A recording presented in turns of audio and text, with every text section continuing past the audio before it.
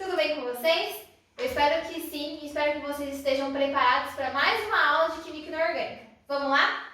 Bom, hoje nós vamos estudar sobre os gases. Lembrando que nós já vimos um pouquinho de gases quando a gente estudou os estados físicos da matéria, lá na nossa primeira aula presencial, primeira e única aula presencial, certo?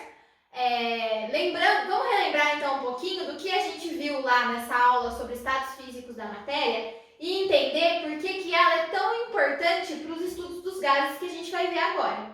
Tudo bem? Quando a gente estudou os estados físicos da matéria, nós vimos que existem três, certo? O sólido, o líquido e o gasoso. E nós vimos que eles se comportam de maneiras diferentes quanto ao volume e a forma que eles têm, certo? O sólido e o líquido, eles possuem volume próprio, ou seja, eu coloco a certa quantidade deles no recipiente e ela fica lá. Eu pego 1 litro de água e faço o gelo, ou eu pego 1 litro e coloco numa garrafa, tudo bem? Agora, o gás, por sua vez, ele não funciona desse jeito. Se eu pegar o gás, uma quantidade de gás, e colocar num recipiente de 2 litros, ele vai ter o volume de 2 litros. Agora, se eu pegar essa mesma amostra de gás e colocar num recipiente de 10 litros, ele vai ter o volume de 10 litros. Ou seja, o gás, ele ocupa o volume do recipiente que ele está contido. Beleza, gente? A gente chama isso de expansibilidade, ou seja, o gás ele se expande de acordo com o recipiente que ele está, ocupando todo o volume daquele local, daquele recipiente, certo? O segundo detalhe importante é que os sólidos apresentam forma própria. O que isso significa? Quando a gente vai fazer gelo, a gente consegue fazer gelo de diversas formas, certo? Por isso que existem diversas forminhas de gelo. Tem forminha em formato de frutinha, em formato de coração. Por quê? Porque o sólido, ele vai ter a forma própria daquilo que a gente for colocar ele, que a gente for moldar ele, tudo bem? Tô dando exemplo do gelo, que é um exemplo bem prático, assim, que tem a ver com o dia a dia de vocês, então eu acredito que fica mais fácil de fazer relação, tudo bem? Então, a forma própria do sólido significa isso, que a gente coloca e ele vai pegar a forma do que ele tiver moldado, certo? Então, sempre lembra lá das diversas formas de gelo que a gente consegue formar, beleza? E o líquido, por sua vez, não. O líquido vai ter a forma do recipiente. O que isso significa? Significa que eu pego o litro da garrafa PET, ele vai estar com o formato da garrafa PET. Se eu pegar esse líquido e colocar numa jarra, ele vai ter o formato da jarra. Então, ele sempre vai ter o formato daquele recipiente que ele está contido. Beleza, pessoal? Tudo certo? Então tá. O gás também apresenta uma coisa que deixou os pesquisadores instigados, que é a seguinte. Vamos supor que eu pegue uma seringa e lá na seringa eu tenho uma certa quantidade de gás, beleza? Se eu não conseguir uma seringa por causa do momento de saúde atual, assim, tá difícil de conseguir coisas da área da saúde, então não tinha aqui em casa, vamos usar a imaginação então para pensar nelas, tudo bem? Então se eu pegar essa seringa e eu tapar a pontinha dela e eu apertar esse êmbolo, certo? Vocês lembram? Vocês já devem ter brincado disso, tudo bem? Então quando eu aperto esse êmbolo, o que acontece? O volume que está ali dentro vai diminuir, tudo bem? Mas a quantidade de gás que eu tenho ali dentro não vai diminuir. Porque a gente está segurando ali, então o gás não está saindo, mas o volume está diminuindo, tudo bem? Isso a gente vai chamar de compressibilidade. Lembra lá do compressor, beleza? Então, essas duas características do gás, a expansibilidade e a compressibilidade, deixaram os pesquisadores assim, o gás tem alguma coisa diferente ali, alguma coisa que a gente pode usar, assim, para ajudar a gente, ao nosso favor, porque eles sempre pesquisaram assim, né? Vamos usar isso aqui ao nosso favor, vamos usar a ciência ao nosso favor. Então, pensando nisso, eles desenvolveram 3 teorias sobre os gases, que a gente vai ler aqui, 3 leis sobre os gases que a gente vai aprender. Baseado nessas duas características dos gases, da expansibilidade e da compressibilidade, eles criaram um modelo de gás para facilitar os estudos deles, conhecido como modelo do gás ideal. O que esse modelo diz para mim? Vamos ver lá então, ó. O gás é uma substância que se expande espontaneamente para preencher completamente o recipiente que contém de maneira uniforme. Isso aqui a gente acabou de ver que é a expansibilidade, tranquilo? Então tá, baseado nisso, o que eles resolveram então? O gás ideal é tudo isso aqui. Vamos ler coisa por coisa das características características do gás ideal e entender como que elas funcionam, beleza? O gás é constituído de partículas submicroscópicas que estão em movimento contínuo e aleatório em todas as direções e todos os sentidos. O que ele quer dizer aqui? O gás ele vai ser constituído por partículas pequenininhas. A gente costuma dizer que essas partículas que elas são pontiformes, elas são pontos. Elas não têm assim, um volume considerável, a gente não vai levar isso em consideração. Então a gente tem que pensar que elas são bem pequenininhas. Tudo bem? Continuando aqui, ele diz que elas estão em movimento aleatório em todas as direções e todos os sentidos. Então lá dentro do meu recipiente é um caos. O gás está assim, se movendo por todos os lados e a gente tem que levar isso em consideração. Ah, mas será que o meu gás está fazendo um movimento uniformemente variado? Não sei, está em círculos? Não importa. Ele está lá em movimento contínuo e aleatório, certo? Está lá assim se mexendo, sem ordem nenhuma, beleza? Tá, segundo item ali. Essas partículas estão separadas por grandes espaços, sendo o tamanho de cada partícula desprezível, já comentei com vocês, em relação ao volume total ocupado pelo gás. Então o gás ocupa um volume assim tão grande que a gente não precisa levar em consideração o tamanho dele, mas sim o volume do recipiente, que é o que ele ocupa no total, certo? Terceiro item. As partículas são completamente livres em seu movimento. Já falei também, elas estão lá se movendo em total caos, certo? Ou seja, não existem forças de atração ou repulsão entre elas, nem entre elas e as paredes do recipiente que as contém. Ou seja, as partículas vão interagir entre si? Não. Elas não vão nem sentir atração uma pela outra e nem se repelir. Elas só estão em movimento lá. Como se elas não interagem, é essa a palavra. Eu não tenho que levar em consideração quais são as interações entre elas, porque não tem. Tá? E entre as paredes do recipiente também não. Por que tudo isso, gente? Só para facilitar o nosso estudo, certo? Por isso que chama gás ideal. A gente sabe que não é assim que funciona, mas a gente adaptou tudo para ficar mais fácil de entender o comportamento dele, tá? Esse item aqui agora, o quarto item. As colisões contra as paredes do recipiente que estão contidas e entre si são perfeitamente elásticas. Isto é, ocorrem sem perda de energia. Dessas colisões resulta a pressão do gás dentro do recipiente. O que ele quer dizer aqui? Tá, elas vão bater lá, se elas baterem com o recipiente ou entre si, caso isso aconteça, vamos considerar então que é perfeitamente elástico. O que isso significa? Que não tem perda de energia. Então, sabe quando a gente tromba assim e daí perde energia no movimento e fica mais fraco? Com os gases isso não vai acontecer. Se elas trombarem, elas vão continuar se movimentando do mesmo jeito, tudo bonitinho, não vai influenciar no jeito que elas estão lá movimentando, certo? Um detalhe importante que eu quero que vocês prestem atenção, que vai ser útil pra gente lá na frente, que essas colisões que o gás bate na parede do recipiente que ele tá, a gente vai levar em consideração sendo a pressão do gás.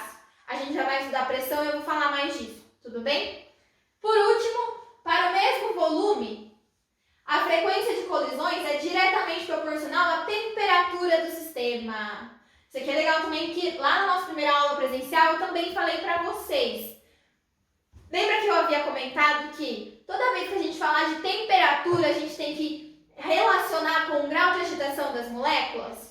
Então, eu disse isso para vocês, é isso que tem que vir na mente quando fala de temperatura. E é isso que ele está falando aqui.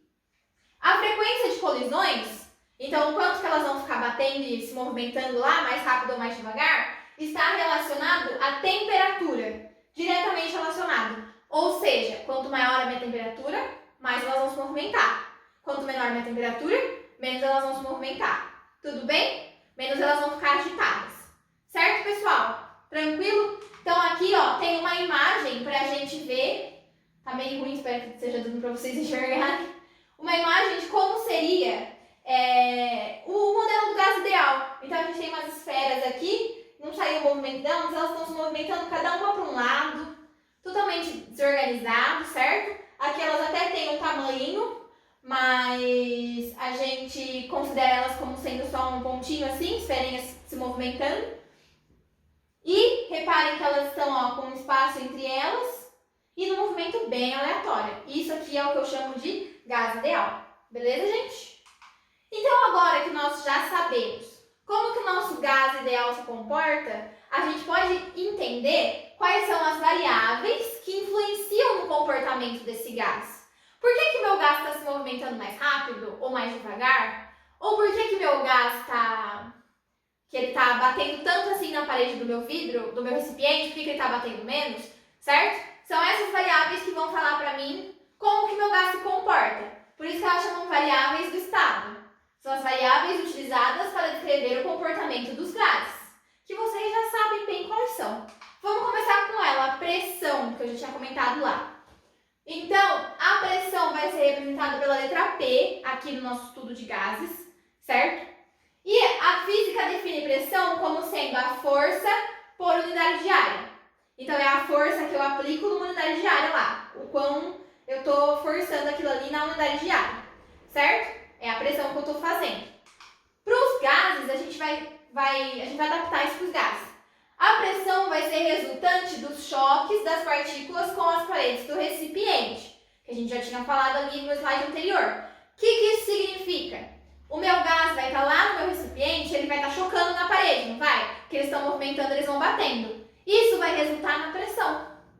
Acaba sendo uma força por unidade de área. É o quê? A força que o gás faz, as moléculas fazem no recipiente, que seria a minha área. Tudo bem? Tranquilo? Quais são as unidades de medidas que a gente vai usar? Como é força por unidade de área, no Sistema Internacional de Unidades de Medidas, a gente considera a pressão em Pascal, que é representada pela letra PA, que é a força Newton por unidade de área, metro quadrado, tá? Aqui para os gases, a gente vai trabalhar com... É mais comum de aparecer outras unidades. Eu destaco, pode ser que apareça essas 4. Atmosfera, que a gente chama de ATM.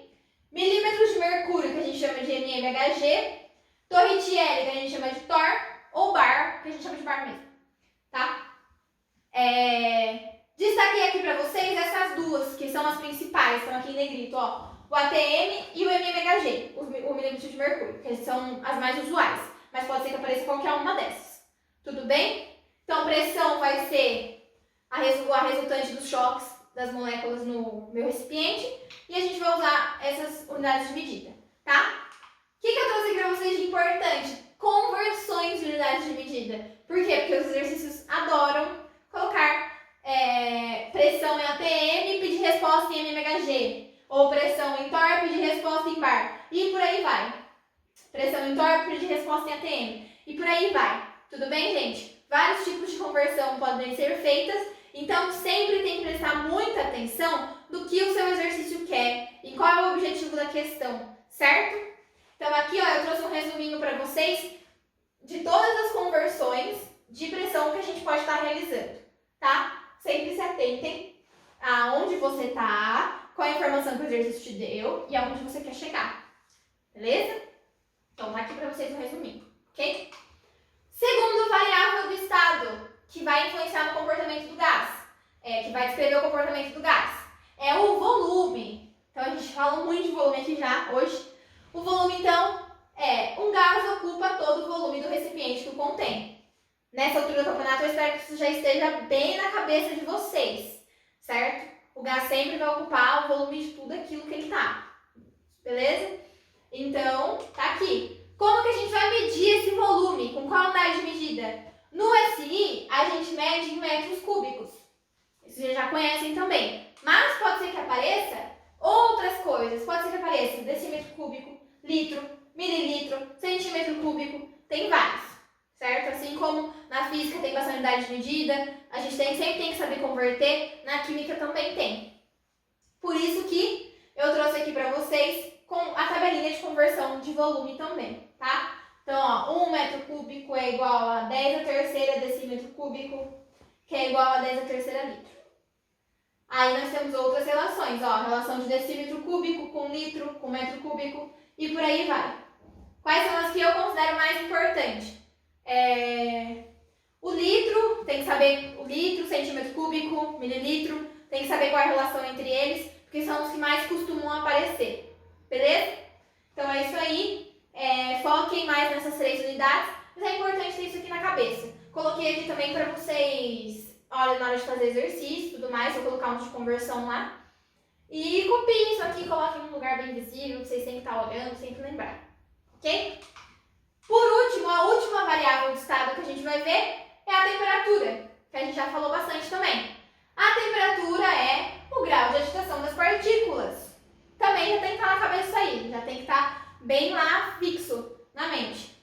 Quanto maior a temperatura, maior é a velocidade média das partículas, ou seja, mais as minhas partículas vão se agitar. Certo? Qual vai ser a unidade de medida da temperatura? A gente sabe que a temperatura é comumente medida em graus Celsius ou Fahrenheit, lá nos Estados Unidos. Qual que a gente vai usar aqui? Qual que é a temperatura para o estado gasoso? Kelvin. A gente tem que usar a temperatura em Kelvin, tá? Para todos os exercícios de gases que a gente vai fazer, a temperatura tem que estar em Kelvin, porque eles estudaram o comportamento do gás com a temperatura em Kelvin, então a gente vai usar ela. Como que eu vou fazer para converter? Tá aqui, ó. A temperatura em Kelvin vai ser igual à temperatura em graus Celsius mais 273. Não tem segredo, é só somar 273 lá. Beleza? Tem que estar na cabeça isso? Tem também. Isso aqui já é antigo, tem que estar aí marcado e guardadinho. Certo? Vamos relembrar lá que a gente estudou nas aulas de cálculo estequiométrico que pode ser que apareça bastante em exercícios de gases, por isso que eu trouxe aqui pra gente relembrar. O que são condições normais de temperatura e pressão, conhecidos por CNTP. Então, às vezes eles falam no exercício, as amostras gasosas estavam na CNTP. O que significa isso? CNTP é condições normais de temperatura e pressão. Qual é a condição normal de temperatura e pressão? O normal é 1 atm e 0 graus Celsius. Beleza? Ou 1 atm e 273 Kelvin. Mesma coisa, sinônimos.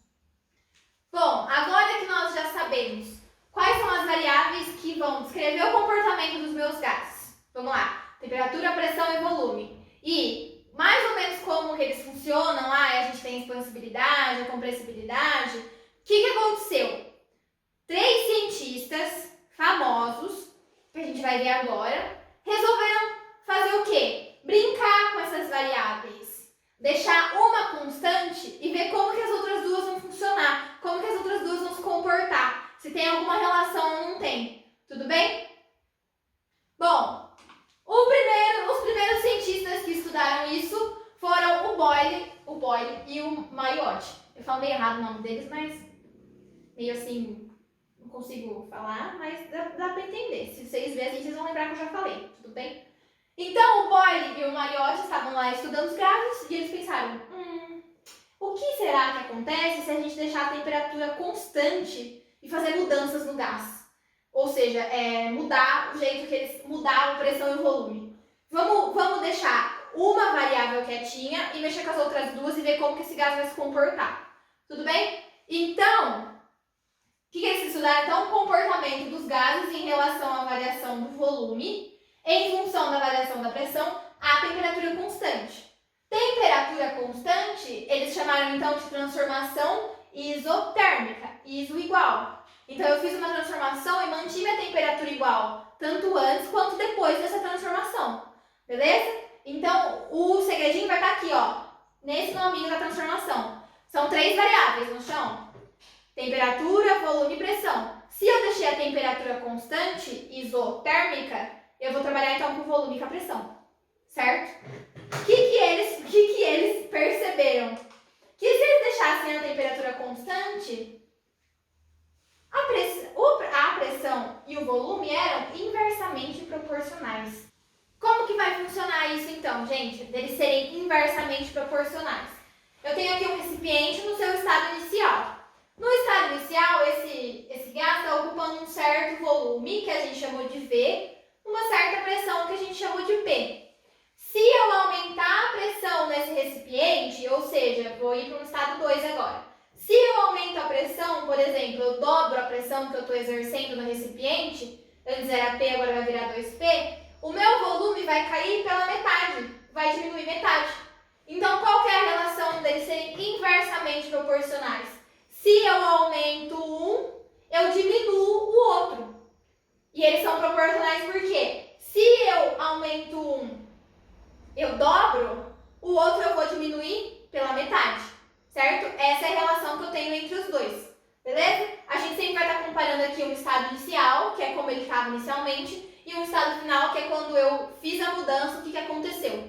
Beleza, pessoal? Então, ele está falando aqui, ó, em uma temperatura constante, transformação isotérmica, uma quantidade de gás sobre determinada pressão apresenta um certo volume, aqui no meu estado inicial. Ao aumentar a pressão desse sistema, o volume ocupado por esse gás diminui, que é o que aconteceu aqui. Certo, gente? Tranquilo? Estudando isso, o que o Boyle percebeu? Que o produto entre a pressão e o volume, eles eram igual a uma constante. Então, se eu multiplicar a pressão e o volume que eu tenho lá, vai ser igual a uma constante. O que isso quer dizer? Vamos ver um exemplo na prática aqui para vocês entenderem. Se eu tenho uma pressão 1 atm e um volume de 12, aí eu faço 1 vezes 12 igual a 12. Tranquilo? Tá. Se eu dobro a pressão, ou seja, eu vou de 1 para 2, o que acontece com o meu volume que a gente viu? Eles são inversamente proporcionais. Então, se eu dobrei ali, aqui eu vou dividir por 2, certo? Então, a minha pressão, que antes era 1, agora vai ser 2. E o meu volume, que antes era 12, agora vai ser 6. 2 vezes 6 igual a 12. E isso, gente, ó, vai continuando. E vai se mantendo. Tá, ó. Vamos aqui do 2 para o 4. O 2 para o 4 eu não dobrei a pressão. Do 6 para o 3 eu diminuí o volume pela metade. 4 vezes 3, 12 também. Então, ele percebeu que o produto da pressão vezes o volume é igual a uma constante. Resumindo tudo isso, o Boyle chegou no que a gente chama de lei de Boyle, que tem esse nome por quê? Para homenagear o Boyle que estudou isso. A lei de Boyle me diz o quê? A temperatura constante, o volume ocupado por uma quantidade fixa de gás é inversamente proporcional à sua pressão. Ou seja, o produto de P vezes V permanece constante. Certo? Foi isso, então, que o Boyle disse para mim. Tranquilo, pessoal? Essa é a primeira lei, é a primeira transformação que a gente está estudando. Então, eu espero que vocês tenham entendido. Então, gente, essa foi a lei de Boyle, né? Só que o que acontece? O que os químicos gostam de fazer? Gráficos. Então, além da gente saber a lei de Boyle, a gente tem que ter uma representação gráfica dela, para ficar mais fácil ainda, para facilitar a nossa vida isso, né? Então, o que a representação gráfica da lei de Boyle é? Ela vai ser essa curvinha aqui, e essa linha aqui a gente chama de isoterma. Por quê? Porque ela é um gráfico de pressão por volume, já que a temperatura é constante, essa aqui é isoterma, certo? É a minha curva. Então, se vocês verem um gráfico de transformação gasosa e ele tiver essa característica aqui, curvada, a gente sabe que é uma transformação isotérmica que está acontecendo lá, certo? Para finalizar de vez a lei de Boyle, tem essa conclusãozinha aqui, olha. Para uma amostra de gás mantida em temperatura constante, o produto da pressão e do volume no estado inicial. Então, lembra que eu falei para vocês que a gente tem duas relações? O meu sistema lá no início e o meu sistema depois que eu fiz a transformação, certo? A gente vai estabelecer, então, uma relação entre esses dois sistemas para daí sim a gente aplicar a lei de Boyle na prática, certo? Então, a gente sabe que se a gente fazer pressão inicial vezes volume inicial, não é igual a uma constante? E a gente vai ter no segundo momento a pressão final e o volume final, a multiplicação deles também vai ser igual a uma constante. Então, a gente pode igualar essas duas relações. Então, a gente diz que a pressão inicial vezes o volume inicial do meu sistema vai ser igual à pressão final vezes o volume final do meu sistema, que é aquela que depois que eu fiz a transformação. Certo, pessoal? A lei de Boyle, então, é essa. Esse é o gráfico característico dela. E essa aqui é a relação matemática que a gente tem que levar como conclusão de tudo que o Boyle estudou. Beleza? A segunda transformação que a gente vai ver é a transformação isobárica. Então, vamos lembrar lá. Eu tenho, de novo, as três variáveis. Temperatura, pressão e volume. Quando eu deixei a temperatura constante, foi o Boyle que estudou, lei de Boyle. Agora aqui a gente vai fazer o quê? A gente vai deixar a pressão constante. Então, isobárica é pressão constante. Certo? Quem estudou esse tipo de transformação foi o Charles e o Gay-Lussac. Certo? O que eles concluíram? Que que em pressão constante, independente da massa de gás utilizada, um aumento na temperatura ocasionava um aumento diretamente proporcional no volume. Então, aqui não é mais inversamente, hein, gente? É diretamente proporcional. O que significa? Que se eu aumentar um, o outro aumenta também, porque eles são diretamente proporcionais. Se eu faço em um, o outro vai acabar sentindo também. Resumindo, o que eles fizeram, então? Pressão constante, eu vou ter temperatura e volume diretamente proporcionais, certo? Uma representação aqui para a gente entender melhor. Então, eu tenho aqui, ó, o meu volume e a minha temperatura, certo? Se eu aumentar a temperatura, vocês concordam comigo? Vamos lembrar lá. O gás está aqui paradinho na temperatura dele. Ele está se mexendo, não tá? Tá com um certo movimento por causa da temperatura. Lembrando que tem relação entre os dois, temperatura, grau de agitação das moléculas. Então, eu estou lá agitando. Se eu aumento a minha temperatura, eu não vou agitar mais? Vou, certo? Se eu estou agitando mais, como a minha pressão é constante, a gente acaba aumentando o volume do recipiente. Tudo bem? Então, pressão constante. Aqui no meu exemplo, eu acabei dobrando a temperatura. Se eu dobro a temperatura, o volume também dobra. Por quê? Porque eles são diretamente proporcionais. O que eu faço em um, eu faço no outro. Certo? Se eu dobro um, eu dobro o outro. Diretamente, faz igual.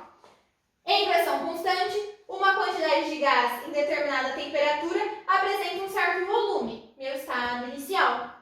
Ao aumentar a temperatura desse sistema, o volume ocupado por esse gás aumenta, estado final. Tranquilo, pessoal? Acredito que sim, né? Aí, o que eles fizeram? Eles fizeram uma relação, igual o Boyle tinha feito também. Se eu pegar o volume sobre a temperatura, vai ser igual a uma constante. Que aí eu consigo estabelecer relações entre o meu estado inicial e o meu estado final. Concluindo, o que o Charles fez? Ficou conhecida como lei de Charles, a gente já vai ver por quê. A pressão constante, o volume ocupado por uma quantidade fixa de gás, é diretamente proporcional à temperatura do gás. Sempre temperatura medida em Kelvin, tá, pessoal? Eu coloquei aqui, ó, para vocês. Eu já tinha falado lá atrás também. Trabalhando com gases, a temperatura é sempre em Kelvin, tá? Representação gráfica da lei de Charles. Olha aqui, não é mais uma curvinha agora. Agora a gente vai ter uma linha reta, beleza? Então, ó, a gente vai ter um gráfico de volume por temperatura. Aqui está em graus Celsius o gráfico, mas na hora de fazer as contas tem que estar em Kelvin, certo? E aqui o meu gráfico vai ser uma linha reta. Por quê? Porque como eles são diretamente proporcionais, a relação estabelecida dá uma linha reta. Não é uma curva que nem lá no inversamente proporcional. Tranquilo? O que a gente conclui, então, da lei de Charles? Para uma amostra de gás mantida a pressão constante, a razão do volume e da temperatura do estado inicial será constante e igual à razão do volume e da temperatura do estado final. O que ele quer dizer? Vamos transformar tudo isso aqui para matemática? É isso aqui, ó. Volume inicial sobre a temperatura inicial vai ser igual ao volume final pela temperatura final, certo? Muitos lugares trazem como VI, TI igual a VF, TF. Mas aí a nomenclatura muda, mas quer dizer a mesma coisa no final. Tudo bem, gente? Tranquilo? Vamos agora para a última transformação que foi estudada. Então, o Gay-Lussac, além de ajudar o Charles nos estudos das transformações isobáricas, ele resolveu dar continuação ainda mais a fundo nesses experimentos de gases e ele acabou descobrindo ou mostrando lá como que eram as transformações isométricas. Então, ó, a gente já estudou temperatura constante, viu a relação entre volume e pressão. E estudamos pressão constante, vimos a relação entre temperatura e volume. E para finalizar, só falta deixar o volume constante. Foi isso que o Gay-Lussac fez. Ele deixou o volume constante e percebeu que um aumento na temperatura de uma amostra de gás ocasionava um aumento diretamente proporcional na pressão. Então é bem parecida com a lei anterior, só que tem que tomar cuidado. Lá era pressão constante e aqui é volume constante, certo? Então, no volume constante, temperatura e pressão são diretamente proporcionais. A gente chama isso de transformação isométrica. Alguns lugares trazem como isocórica, beleza? Então, pode aparecer os dois nomes. Alguns lugares com a nomenclatura mais antiga podem aparecer como isovolumétrica, mas essa é bem raro de aparecer. Porque isovolumétrica dá muito na cara, eles gostam de colocar um nome mais difícil para complicar a nossa vida. Então, lá, isométrica ou isocórica. Tranquilo? Vamos ver aqui uma representação? Então, ó, reparem o que eu tenho aqui. A gente vai ter temperatura, bonitinho, temperatura inicial, minha pressão inicial, ó, 2 pezinhos, certo? O que eu vou fazer aqui? Aqui meu gás está agitado, beleza? Por causa da temperatura. Se eu aumentar essa temperatura, antes a gente aumentava de volume, né? Aqui eu não vou aumentar o volume, por quê? Porque o meu volume é constante, isométrico. Então eu não posso aumentar o volume. O que vai acontecer? O meu gás vai bater mais no meu recipiente, certo? Porque ele está mais agitado. Isso faz com que a minha pressão aumente. Tudo bem, pessoal? Tranquilo? Então, ó, uma quantidade de gás em determinada temperatura apresenta um certo volume. Nosso caso inicial. Mantendo-se o volume constante, ao aumentar a temperatura desse sistema, a pressão desse gás aumenta. Certo, gente? Então, ó, pressão inicial, a minha pressão final aqui está bem maior. Eu tenho bem mais pezinho aqui fazendo pressão no meu recipiente também. Certo, gente? Tranquilo? Então tá. Conseguiram estabelecer a mesma relação também entre essas grandezas diretamente proporcionais. A minha pressão e a minha temperatura, a razão entre elas vai ser igual a uma constante. Concluindo isso, o Gay-Lussac chegou na lei dele, a lei de Gay-Lussac. A volume constante, a pressão de uma quantidade fixa de gás é diretamente proporcional à temperatura do gás, sempre medidas em Kelvin. Certo, pessoal? Tranquilo? Para finalizar a transformação isométrica, representação gráfica dessa lei. Assim como na lei do Charles, a gente também vai ter um gráfico aqui com uma linha, que é uma linha, certo? Por quê? Porque eles são diretamente proporcionais e é essa relação gráfica que eles estabelecem, certo? Transformando isso numa relação matemática, a gente tem que, para uma amostra de gás mantido a volume constante, a razão da pressão e da temperatura no estado inicial, P1 sobre T1, será constante e igual à razão da pressão e da temperatura no estado final, P2, T2. O que a gente vai ter aqui então? P1 sobre T1 é igual a P2 sobre T2. Tranquilo? Gente, essas são as 3 leis dos 3 cientistas que foram primordiais, foram essenciais para os estudos dos gases, tá? Tudo que a gente vai ver a partir de agora foi utilizado com o estudo deles, eles foram importantíssimos para as teorias criadas e para a gente entender como que os gases funcionam, tá? Então, para resumir essas 3 leis, a gente acabou criando o que chamamos de equação geral dos gases ideais. Então, o que essa equação fala para mim? A gente não tinha visto que o produto da pressão pelo volume era igual a uma constante, certo? Aí depois a gente viu que a razão entre o volume e a temperatura era igual a uma constante. E depois a gente viu que a razão entre a pressão e a temperatura também era igual a uma constante. Então o pessoal resolveu juntar as 3 leis que a gente viu até agora em uma equação só, que a gente chama de equação geral dos gases ideais. O que essa equação fala para mim? Que a pressão inicial vezes o volume inicial sobre a temperatura inicial vai ser igual a pressão final, volume final e a temperatura final de um estado depois que eu realizei a mudança no meu sistema. Tranquilo? Professora, é uma fórmula nova? Não, é a junção das 3 fórmulas que a gente acabou de ver em uma coisa só para facilitar a vida de vocês, certo? Beleza? Quando que eu vou utilizar essa fórmula? Quando que eu posso utilizar essa fórmula? Eu só posso utilizar ela se a quantidade da substância gasosa permanecer inalterada. Então, eu não posso ter mudança de massa de gás lá. Tudo bem? P1 e P2 estiverem na mesma unidade. Então, se a minha temperatura inicial está em atm, a minha temperatura final tem que estar em atm. Eu não posso colocar milímetros de mercúrio aqui na pressão e querer encontrar a pressão em atm. Não dá. Se eu trabalhar com uma unidade aqui, eu vou ter que estar trabalhando com a mesma unidade do outro lado. Certo? Isso também vale para o volume. V1 e V2 tem que estar na mesma unidade de medida também. E, que eu já cansei de falar para vocês, a temperatura estiver na escala Kelvin. Isso tem que estar. Todas as transformações gasosas. Tranquilo? Beleza? Tá, vamos pegar essa aqui agora, que é importante. E que a gente vai relacionar isso aqui? Eu não falei pra vocês que isso aqui é o que a gente acabou de ver? É exatamente a mesma coisa, vou provar pra vocês agora. Se a temperatura for constante, ou seja, que foi o que o Boyle estudou, se for uma transformação isotérmica, o que a gente vai ter? A gente tem essa relação aqui, mas a temperatura não está constante, ou seja, a temperatura aqui do meu estado inicial não é a mesma temperatura aqui do meu estado final. Então, o que eu vou fazer? Eu vou cortar ela, vou sumir com ela. O que eu tenho, então? Eu tenho a lei de Boyle. P1V1 igual a P2V2. Tranquilo? Que a gente acabou de ver.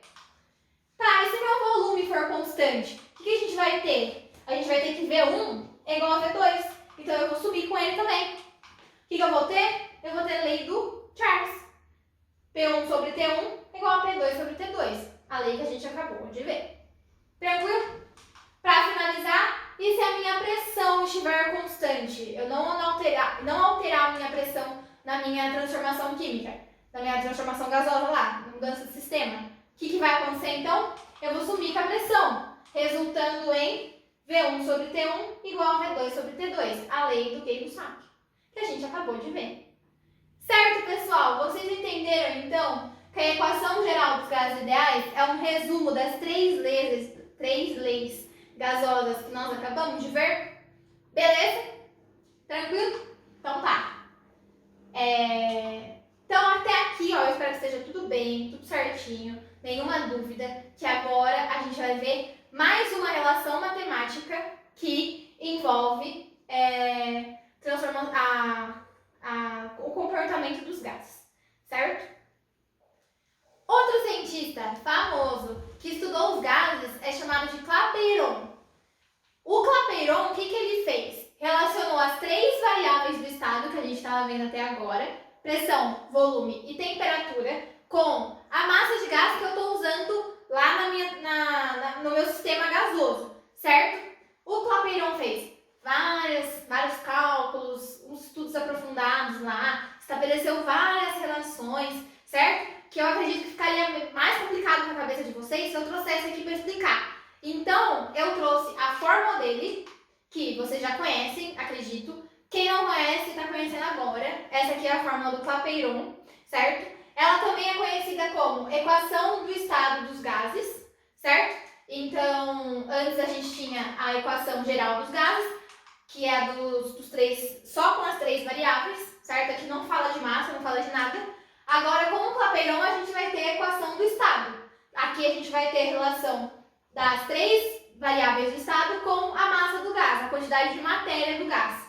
Tudo bem? Então, essa fórmula aqui ela é chamada de PV-NRT, ou, para o vestibular, nunca ralei tanto, que é o que vocês estão fazendo aí, certo? Mais uma vez, para o vestibular, nunca ralei tanto. Tudo bem, pessoal? PV igual a NRT. Vamos ver o que a gente tem aqui. A gente tem pressão, volume e temperatura, que vocês já conhecem. E temos também N. O N vocês também já conhecem, porque a gente estava vendo até agora cálculo estequiométrico. E a gente estudou bastante esse N aqui. Esse N é o quê? Número de mols, ou quantidade de matéria, tá? São sinônimos. Então, o N aqui a gente já sabe, beleza? Lembrando que o N, que a gente viu lá na teoria atômico-molecular, é o quê? Mzinho sobre emissão, ou massa sobre massa molar. Como a gente está trabalhando com gás aqui, vai ser a massa da amostra do gás sobre a massa molar do gás. Tranquilo, pessoal? Só lembrando aqui que é o número de mols, como que calcula N. E o R, pessoal, esse R que apareceu aqui, o que ele é? O R é a constante universal dos gases, cujo valor dependerá da unidade utilizada para a pressão e o volume. Então, o R é uma constante? É. Mas ele tem valores variados? Tem. Como assim? Ele é uma constante, mas tem vários valores. Por quê? Porque esses valores, o valor de R, o valor da constante dele, vai depender de qual unidade de medida a gente está usando para a pressão e para o volume. Tranquilo? Como a temperatura sempre vai estar em Kelvin e o número de mols sempre vai estar em mols, a gente não precisa levar... Essa unidade não muda. Mas essas duas aqui a gente viu que pode mudar. Certo? Não falei para vocês lá no começo que eu tenho... a pressão pode ser medida em várias unidades de medida? Então, o R vai levar em consideração qual é a unidade de medida que eu estou utilizando. Tranquilo? Se a pressão estiver em atm e o volume estiver em litros, o R vai ser igual a 0,082.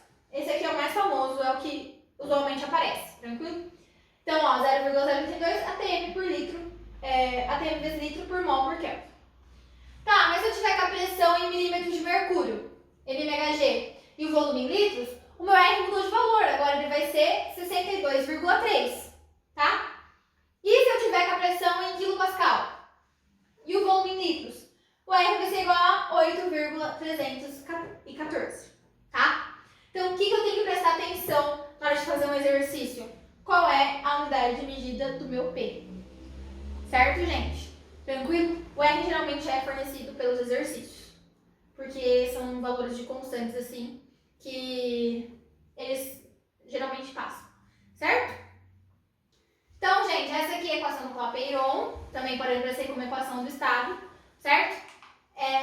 Como que ela também pode aparecer, ou como que ela também pode ser escrita, dependendo do que o exercício pedir, pode ser bem útil. A gente pode estar substituindo N por Mzinho sobre Mzão, por massa sobre massa molar, certo? Porque a gente acabou de ver aqui, é a mesma coisa, beleza? O número de mols é igual a massa sobre massa molar, então a gente pode substituir ele por isso aqui. Quando que isso acontece geralmente? Tem exercício que eles perguntam qual é a massa de gás utilizada.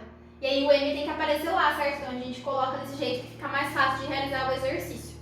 Tranquilo, pessoal? A massa do gás, da amostra do gás, tem que estar em gramas na hora de realizar essa conta aqui, tá? Então tudo vai depender do quê? Do que meu exercício está pedindo, beleza? Então, gente, essa é a primeira parte da aula. Agora a gente vai entrar na segunda parte, que é sobre misturas gasosas. Então, é uma segunda parte. Vou parar por aqui para não confundir a cabeça de vocês. Então, a gente agora vai realizar exercícios sobre essas duas formulinhas que a gente viu, tá? Só para concluir o pensamento. Então, a gente viu duas fórmulas, certo? Nós vimos a equação geral dos gases. Vamos voltar nela aqui. Cadê? Aqui a gente viu a equação geral dos gases e a gente viu a equação do estado, beleza? Vamos comparar as duas então aqui, só pra gente fazer uma finalização da aula. O que eu tenho aqui? Aqui eu tenho um estado inicial sendo comparado a um estado final, tudo bem? Eu não tenho massa de gás, não tenho número de mols, não tenho nada. Então a equação geral dos gases, ela geralmente é utilizada quando? Quando aparece, eu tinha um estado inicial e eu fiz uma mudança e eu aumentei a pressão, fiz alguma coisa na temperatura, mantive o volume constante, tudo bem? Ela é utilizada quando nós temos problemáticas que comparam uma coisa que eu tinha antes com uma coisa que eu tinha depois, certo? Então é nesse tipo de problemática que ela vai aparecer, que ela vai ser utilizada. Agora, a equação do estado, que é a nossa querida PV-NRT, quando que ela vai ser utilizada? Quando eu não tiver esse tipo de comparação de um sistema inicial com um sistema final. Não, eu só tenho uma problemática mesmo, não estou comparando coisa antes com uma coisa depois. Eu só quero saber qual vai ser a temperatura para que meus 3 números de mol se comportem com uma certa pressão, um certo volume que eu escolhi. Tudo bem? Então aqui eu não vou ter situações sendo comparadas para usar o Clapeyron. Agora lá no outro, na equação do que a gente acabou de ver, do P1, V1, T1, igual a P2, V2, T2, vai ser outro tipo de problema, certo? Lendo o enunciado do exercício, vocês têm que conseguir diferenciar qual que vocês vão utilizar, tá? Por quê? Porque a gente vai ter nós vamos trabalhar com 2 tipos de equação no estudo de gases. Então, você tem que saber diferenciar como que vai utilizar uma e como que vai utilizar a outra. Tudo bem, pessoal? Tranquilo?